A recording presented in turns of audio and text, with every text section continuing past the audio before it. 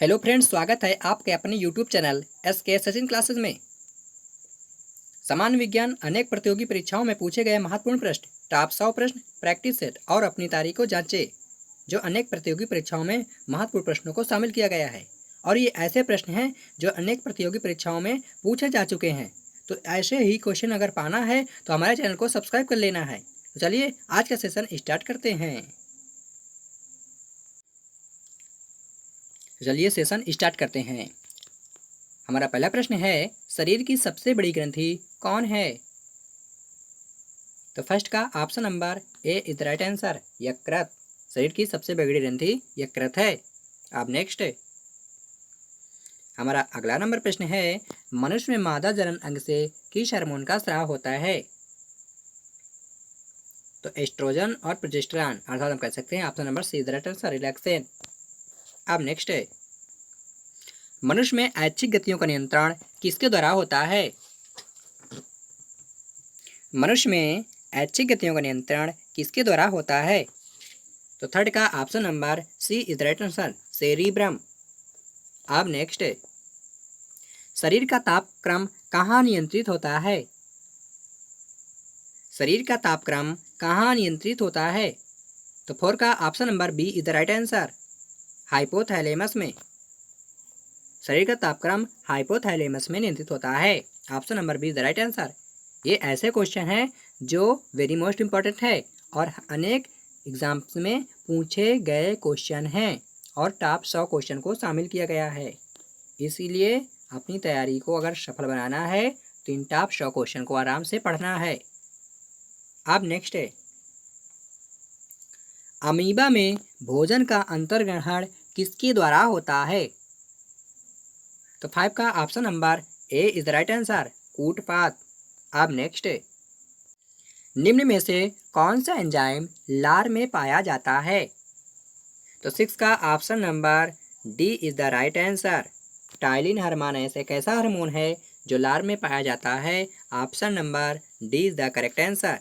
अब नेक्स्ट है, वह प्रक्रिया जिसके द्वारा मनुष्य श्वास ग्रहण करता है और छोड़ता है वह क्या कहलाता है, ये आपको बताना है। मनुष्य श्वास ग्रहण भी करता है और छोड़ता भी है तो उसे श्वासोच्छ्वास के नाम से जाना जाता है। Option number B is the correct answer. अब नेक्स्ट है, ऊर्जा उत्पादन के लिए कोशिका प्रायः किसका उपयोग करती है? तो 8 का option number B is the right answer, glucose.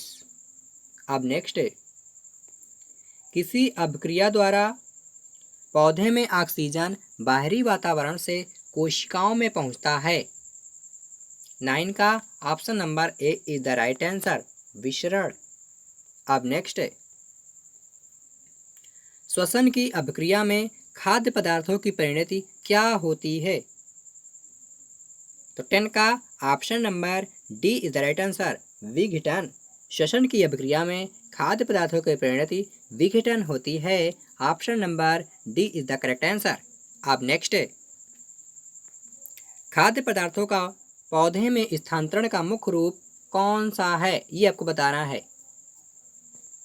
तो 11 का option number D is the right answer, sucrose. खाद्य पदार्थों में पौधे में स्थानांतरण का मुख्य रूप सुक्रोज होता है। Option number D is the correct answer. अब नेक्स्ट है, एक स्वस्थ मनुष्य का रक्तचाप कितना होता है, ये बताना है आपको। एक स्वस्थ मनुष्य का रक्तचाप कितना होता है? तो 12 का option number B is the right answer, 120 से 180 तक मनुष्य का रक्तचाप होता है यदि वह स्वस्थ है। मनुष्य की मस्तिष्क का सबसे बाहरी झिल्ली क्या कहलाती है? तो 13 का option number C the right answer, dura mater. Dura mater के नाम से जाना जाता है मनुष्य के मस्तिष्क की सबसे बाहरी झिल्ली को। अब नेक्स्ट है, मनुष्य के सूंघने की क्षमता को नियंत्रित कौन करता है? 14 का option number C is the right answer, घ्राणेंद्रिय पाली। अब नेक्स्ट है, मनुष्य में बुद्धि एवं चतुराई का केंद्र को क्या कहा जाता है? बताइए, मनुष्य में बुद्धि एवं चतुराई का केंद्र को क्या कहा जाता है? तो 15 का option number C is the right answer, cerebrum. अब नेक्स्ट है, हार्मोन का शब्द नामकरण किसने किया था? Very most important question, hormone शब्द का नामकरण किसने किया था? तो 16 का option number C is right answer, Bayliss एवं स्टार्लिंग। बेलिस एवं स्टार्लिंग ऐसे महान वैज्ञानिक थे जिन्होंने हार्मोन शब्द का नामकरण किया था। Option number C the right answer. अब नेक्स्ट है, पृथक्करण का नियम किसने दिया था? ये आपको बताना है। पृथक्करण का नियम किसने दिया था?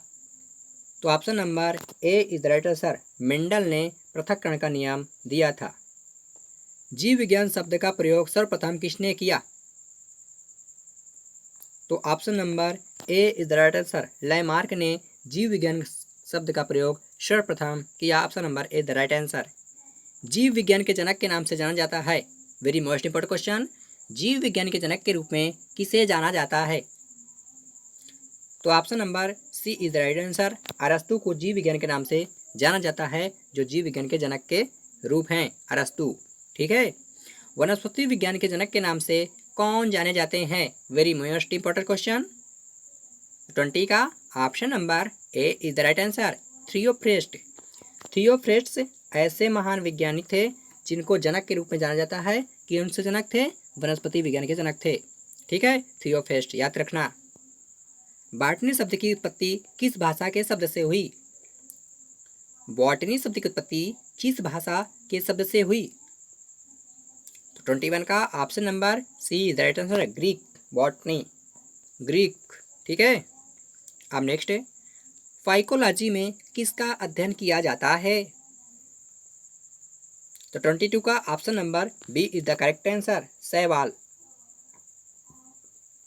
पर्यावरण का अध्ययन जीव विज्ञान की किस शाखा के अंतर्गत किया जाता है? जल्दी बताइए। पर्यावरण का अध्ययन जीव विज्ञान के किस शाखा के अंतर्गत किया जाता है? तो 23 का option number D is the right answer, परिस्थिति के अंदर। ठीक है, परिस्थिति option number D the correct answer. अब नेक्स्ट है, डेंड्रोलॉजी का संबंध किससे है? डेंड्रोलॉजी का संबंध किससे है? तो 24 का option number D is right answer, झाड़ियों के अध्ययन को डेंड्रोलॉजी कहा जाता है। पुष्पों का अध्ययन क्या कहलाता है? तो 25 का option number B is the right answer, anthology पुष्पों का अध्ययन कहलाता है। वनस्पति के संवर्धन से संबंधित विज्ञान की शाखा को क्या कहा जाता है? तो option number B is the right answer, horticulture के नाम से जाना जाता है। स्पार्मोलॉजी का अध्ययन क्या कहा जाता है? तो 27 का option number B is the right answer, बीज। स्पार्मोलॉजी का अध्ययन बीज कहलाता है। एंगस्ट्रोलॉजी में किसका अध्ययन किया जाता है? तो option number A is the right answer, घासों का। एस्ट्रोलॉजी का अध्ययन घासों में किया जाता है, तो इसलिए उसे एस्ट्रोलॉजी कहा जाता है। पीडोलॉजी में किसका अध्ययन किया जाता है? तो option number A is the right answer, भूमि का। जब भूमि का अध्ययन किया जाता है तो उसे पीडोलॉजी के नाम से जाना जाता है। नाम देने वाले विज्ञान क्या कहा जाता है? तो 30 का option number B the right answer, वर्गीकी। वर्गीकों को नाम देने वाले विज्ञान कहा जाता है। बरगद के पेड़ के तने से लटकने वाली मोटी जड़ी को क्या कहते हैं? तो 31 का option number C is the right answer, स्तंभ मूल। अब नेक्स्ट है, पेड़ में निम्नलिखित में से कौन सा हमेशा रहता है? जल्दी बताइए। तो जड़। Option number B is the right answer, जड़ हमेशा रहता है। अब नेक्स्ट है, आलू का खाने योग्य भाग होता है? तो 33 का option number C is the right answer, तना। अब नेक्स्ट, नागफनी में प्रकाश संश्लेषी कार्य होता है, ये आपको आंसर देना है। तो 34 का option number B is the right answer, पर्णकाय स्तंभ द्वारा। अब नेक्स्ट है, निम्नलिखित में कौन एक तना है? ये बताना है। गाजर, मूली, आलू, ये सभी तना बताइए कौन सा है, जल्दी बोलिए। आलू तो वही है तना, और बताइए कौन से है तना। 35 का तो ऑप्शन नंबर सी, आलू है ना। आलू क्या है? तना है, जो ही पिछले क्वेश्चन में पढ़ भी चुके हैं। आलू भूमिगत रूपांतरित तना होता है, जिसे क्या कहा जाता है? जल्दी बताइए, कंद कहते हैं कि शकरकंद कि सलकंद कि धनकंद? जल्दी बोलिए 36 का। तो कंद के नाम से जाना जाता है आलू को। अब नेक्स्ट है, हल्दी के पौधे का खाने योग्य हिस्सा कौन सा होता है? 37 का option number B the right answer प्रकंद के नाम से जाना जाता है। ठीक है, आलू को जो खाने योग्य भाग होता है तना, उसे कंद कहा जाता है। लेकिन यहाँ आती है बात हल्दी की, तो हल्दी का जो पौधे का खाने योग्य हिस्सा होता है उसे प्रकंद कहते हैं। Option number B the correct answer. अदरक क्या है? तो option number A is the right answer rhizome. अदरक क्या है? राइजोम है। प्याज किसका परिवर्तित रूप है? तो option number C the right answer तना। अब नेक्स्ट है, वे पौधे जिनमें कभी पुष्प नहीं बनते उन्हें क्या कहा जाता है? तो 40 का option number A is the right answer cryptogams. Cryptogams को, इसमें कभी पुष्प नहीं बनते, उन्हें कहते हैं क्रिप्टोगेम्स। संसार का सबसे बड़ा पुष्प किसके द्वारा उत्पन्न होता है? तो 41 का option number B the right answer रेफ्लिसियस द्वारा। किसके द्वारा? रेफ्लिसियस के द्वारा संसार का सबसे बड़ा पुष्प है जो उत्पन्न किया जाता है। अब नेक्स्ट है, संसार का सबसे छोटा पुष्प कौन सा होता है? ये आपको बताना है। Very most important question. संसार का सबसे छोटा पुष्प कौन सा है? तो 42 का option number B the right answer Wolffia. Wolffia संसार का सबसे छोटा पुष्प के नाम से जाना जाता है। अब नेक्स्ट है, जीवन चक्र की दृष्टि से पौधे का सबसे महत्वपूर्ण अंग कौन सा है? ये आपको बताना है। तो 43 का ऑप्शन नंबर कौन सा है? सी पुष्प। पुष्प ही सब कुछ है जीवन चक्र की दृष्टि से। Option number C the correct answer. कौन एक जीवित जीवाश्म कहलाता है? ये आपको बताना है। जल्दी बताइए 44 का। तो B is the right answer zinc को। बिना टाइम बर्बाद हुए फटाफट क्वेश्चन का आंसर हम देते हैं, इसीलिए चैनल को सब्सक्राइब करिए, लाइक करिए और शेयर करिए। दमा एवं खांसी के रोगों में काम आने वाली औषधि इफेड्रिन किससे प्राप्त की जाती है? तो 45 का option number D is the right answer ephedra. अब नेक्स्ट है, ऑक्सीजन क्या है? ऑक्सीजन क्या है? तो डी हार्मोन है। Option number D is the right answer. Oxygen क्या है? हार्मोन। अब नेक्स्ट, जैव प्रक्रम के अंतर्गत कौन आता है?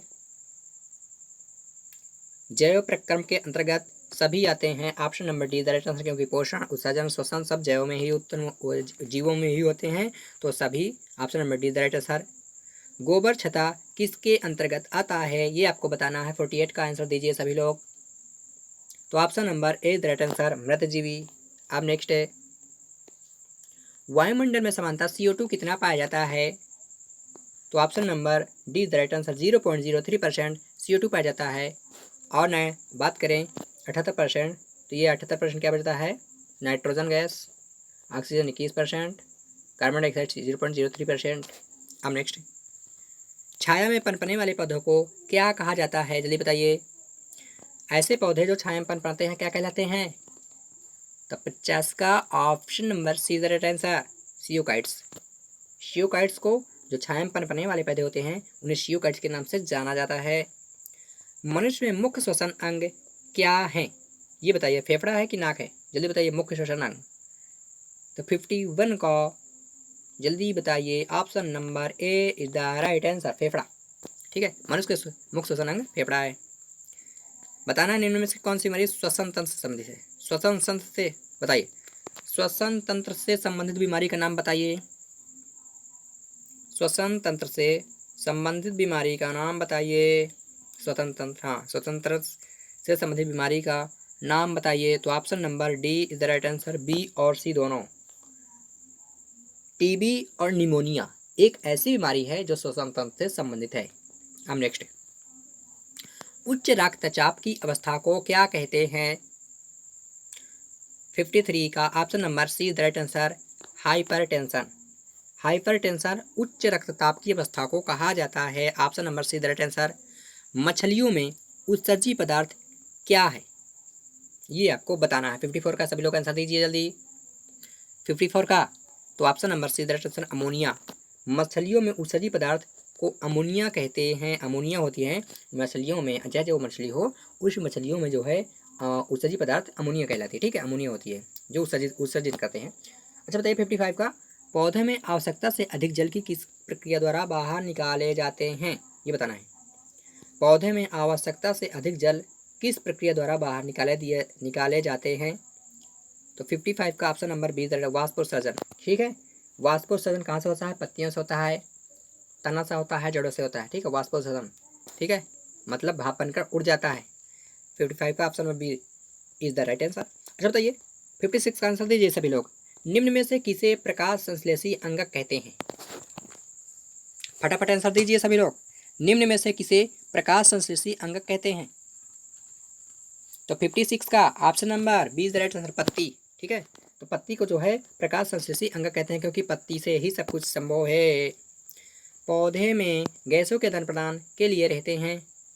पौधे में गैसों के लिए आदान प्रदान के लिए रहते हैं, जल्दी बताइए क्या रहते हैं पौधों में गैसों के लिए आदान प्रदान। तो रंध्र है ऑप्शन नंबर, जो छोटे छोटे छिद्र होते हैं उन्हें रंध्र कहा जाता है। ठीक है, इन्हीं से जो है भाप बनता है और अपनी ओर अवशोषित करते हैं क्या, प्रकाश, सूर्य का प्रकाश। अब नेक्स्ट, फेफड़ा का आकार होता है गोलाकार, बेलनाकार, शंक्वाकार, अंडाकार। 58 का मोस्ट इंपॉर्टेंट क्वेश्चन। तो ऑप्शन नंबर सी है शंक्वाकार। फेफड़ा का आकार शंक्वाकार होता है।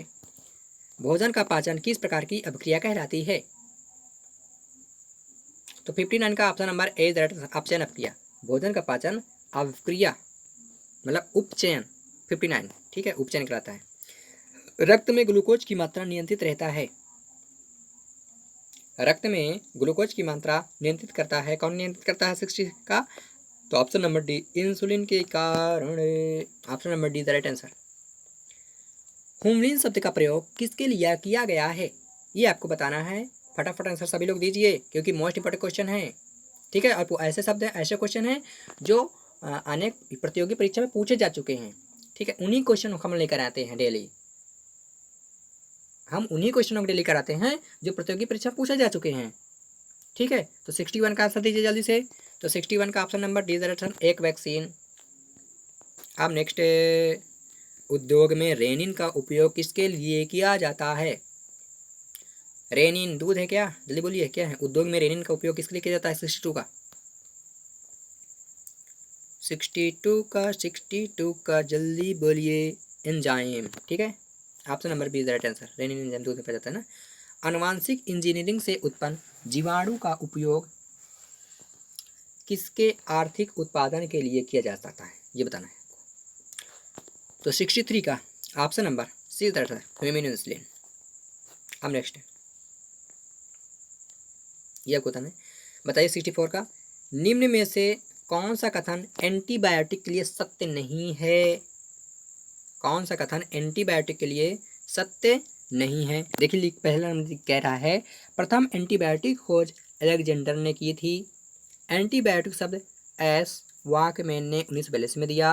कुछ मनुष्य के एक विशेषी एंटीबायोटिक के प्रति संवेदनशील होते हैं। जल्दी बताइए 64 का कौन सा सही है। लेकिन डी नंबर सत्य नहीं है। प्रत्येक एंटीबायोटिक केवल एक विशेष प्रकार के रोगाणु नहीं। डी नंबर इज द गलत आंसर, तो मतलब सत्य नहीं है डी नंबर ना। अगला नंबर क्या है बताइए। एंटीबायोटिक मुख्य रूप से किससे प्राप्त होती है। एंटीबायोटिक मुख्य रूप से किससे प्राप्त होती है। तो 65 का option number D the right answer.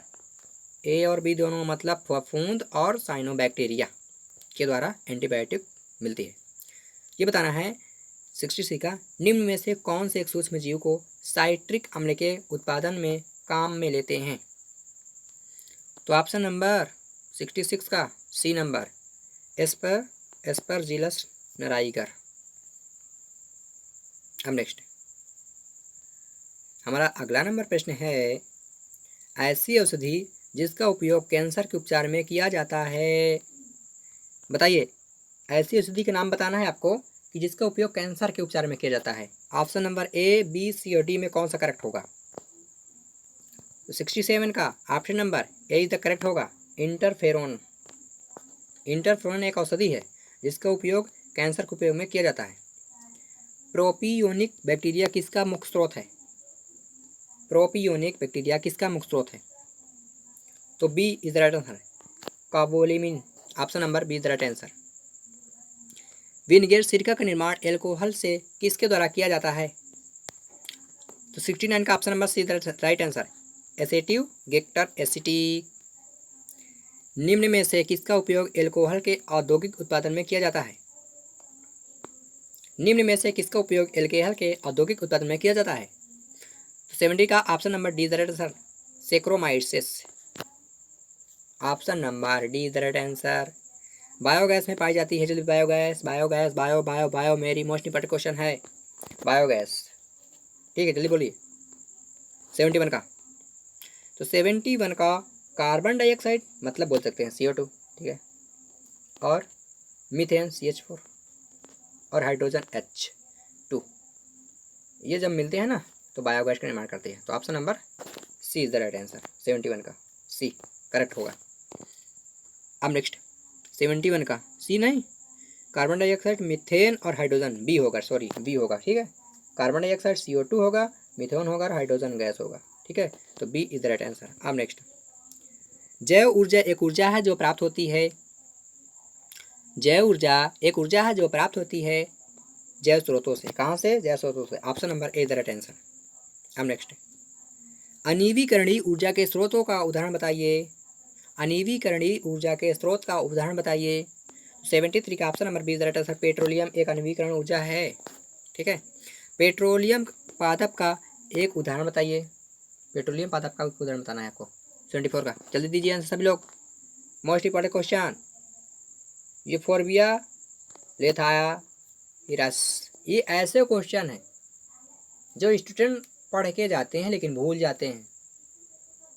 लेकिन अगर आप एक्सरसाइज करेंगे और इन क्वेश्चनों को अच्छे से पढ़ेंगे तो आप सफलता हासिल कर लेंगे और उन स्टूडेंट से आप आगे निकल जाएंगे जो ऐसे क्वेश्चनों को ध्यान नहीं देते और ऐसे क्वेश्चन ही एग्जाम्स में फेल करा देते हैं। ऐसे ही क्वेश्चन से बच्चे पीछे रह जाते हैं। तो आपको ऐसे क्वेश्चन पर ध्यान देना है, और ऐसे में ध्यान देना है, ये जरूरी नहीं है कि इसी में ध्यान देना है भाई, पीछे भी पढ़ना है, आगे भी पढ़ना है, सब कुछ पढ़ना है, तभी हम एग्जाम को क्लियर कर पाएंगे। जरूरी नहीं है कि ऐसे क्वेश्चन ही पढ़ें, है ना। तो ये मोस्ट इंपॉर्टेंट क्वेश्चन है और हार्ड क्वेश्चन भी हैं, और हार्ड क्वेश्चन एग्जाम से पूछे जाते हैं। ऐसे नहीं है कि सरल क्वेश्चन ही पूछे जाते हैं, हार्ड क्वेश्चन एग्जाम में आते ही हैं, ठीक है, और एग्जाम में पूछे जा चुके हैं क्वेश्चन है ये सब। अब अगला नंबर क्वेश्चन है, हमारे देश में गोबर के अतिरिक्त बायोगैस के लिए किस खरपतवार की सिफारिश की है, ये बताना है आपको। हमारे देश में गोबर के अतिरिक्त बायोगैस के लिए किस खरपतवार की सिफारिश की है, बताइए। 75 का, तो 75 का ऑप्शन नंबर कौन सा होगा सही? सी आइकोनिया क्रेसिपीज। ये बताना है, बायोगैस के निर्माण के लिए गोबर के अलावा किसको खाद के रूप में काम लिया जाता है, ये बात को बताना है। बायोगैस के निर्माण के लिए गोबर के अलावा किसको खाद के रूप में काम लिया जाता है? 76 का ऑप्शन नंबर बोलिए जल्दी, ए आइकोकार्निया। अब नेक्स्ट है, बायोगैस क्या होती है? CH4 क्या वो भी बोले हैं ना, मेथेन होती है, और क्या होती है? कार्बन डाइऑक्साइड, ठीक है, और हाइड्रोजन। तो 77 का कौन सा ही होगा? Option number A the right answer, CH4 carbon dioxide और प्लस हाइड्रोजन यहाँ पे लगा सकते हैं, ठीक है, ए। अब नेक्स्ट अगला नंबर क्वेश्चन है, घरेलू खाना पकाने की गैस का सिलेंडर किससे भरा होता है, ये आपको बताना है। जो घरेलू खाना पकाने की गैस होती है ना, हर एक घर में होगी आजकल, और हर एक घर की होगी 90%, 80%, 70% के घर में तो गैस होती है, लेकिन 30% के घर में गैस नहीं है, ठीक है, ये आज भी है, अभी नहीं है, ठीक है। तो ये बताना है आपको, घरेलू खाना पकाने की गैस की सिलेंडर किससे भरा होता है? 78 का ऑप्शन नंबर सी दरअसल तरल पेट्रोलियम गैस, तरल पेट्रोलियम गैस उसमें होती है, उसमें मेथेन भी पाया जाता है, ठीक है। अच्छा, तो ये मुख्य रूप से पेट्रोलियम किस कुल से संबंधित होता है? मुख्य रूप से पेट्रोलियम किस कुल से संबंधित है, ये आपको आंसर देना है। 79 का कौन सा सही होगा? तो option number B the right answer, यूफेरविएसी। अब नेक्स्ट, पेट्रोकोव के पहचानने का श्रेय किसको दिया जाता है? तो 80 का option number B the right answer, M Kelvin. अब नेक्स्ट, बायोगैस का निर्माण बायोमास या कृषि अपशिष्ट के मीथेनजनिक बैक्टीरिया द्वारा अनाक्षिक क्रिया द्वारा किया है। यहाँ एक है, ये आपको बताना है कौन सही होगा, जल्दी बताइए। तो 81 का ऑप्शन नंबर सी, 3 चरणीय प्रक्रिया।